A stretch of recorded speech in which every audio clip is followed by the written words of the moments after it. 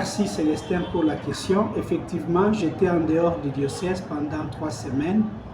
J'avais une mission pastorale que j'ai reçue des évêques, notamment des évêques de l'Asepkis, qui m'ont porté tout d'abord à Bunia, où j'ai été pour animer la retraite annuelle aux grands séminaristes du théologat Saint-Cyprien et avoir aussi un moment de formation permanente avec le formateur du grand séminaire.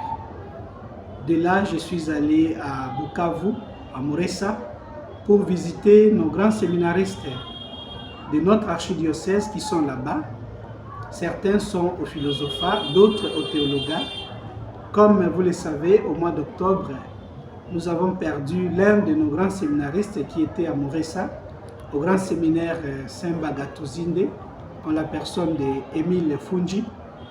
L'archevêque m'avait chargé d'aller visiter nos séminaristes, les réconforter pour les affermir afin qu'ils puissent continuer la formation académique, la formation spirituelle et la préparation au sacerdoce sans être profondément bouleversés, touchés par la disparition de leur collègue Émile.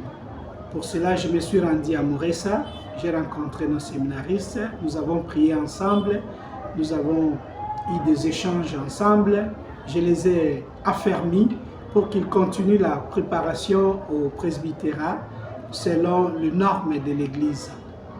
J'ai aussi rencontré les formateurs, avoir un petit moment de formation permanente aussi avec eux pour renforcer les capacités. Et enfin, j'ai eu une conférence avec tous les grands séminaristes de Muresa, qui étaient ceux de philosophie et ceux de théologie. Ensemble, j'ai donné une conférence sur le message du pape François aux séminaristes, message qu'il avait livré le 2 février 2023 à la cathédrale de Kinshasa, à la cathédrale Notre-Dame du Congo, à Lingwala, Kinshasa, lors de sa visite. Il avait rencontré des prêtres, des personnes consacrées et des séminaristes. Et au cours de cette rencontre, il a envoyé un message et c'est ce message-là que j'ai pu partager avec nos séminaristes. Après Bukavu, je suis allé à Kinshasa pour participer à l'atelier sur la justice et paix, atelier organisé par la commission épiscopale pour la justice et paix, commission à laquelle je fais partie.